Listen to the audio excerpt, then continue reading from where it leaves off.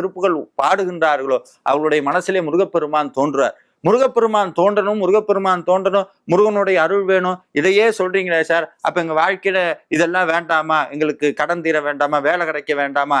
சாமி அருணகிரிநாதர் சொன்னார், அப்பா என் வாழ்க்கையில நான் ஒரு சத்தியத்தை புரிஞ்சுக்கிட்டேன், என்னன்னா உன் அருள் வந்தா எதெல்லாம் கிடைக்கும். நான் முன்னாடி என்ன நினைச்சேன்னா பணம் காசு தான் என் வாழ்க்கைன்னு நினைச்சேன், பதவி தான் என் வாழ்க்கைன்னு நினைச்சேன், குடும்பம் தான் என் வாழ்க்கைன்னு நினைச்சேன். ஆனா இதெல்லாம் எனக்கு வேணும்னா உன் அருள் வேணுங்கிறத ஒரு நாள் நான் புரியாம விட்டுட்டேன். அதை இடத்துல சொல்ற நம்மளுடைய ஆதியோடு அந்தம் ஆகிய நலங்கள் ஆறுமுகம் என்று அறியேன்ன.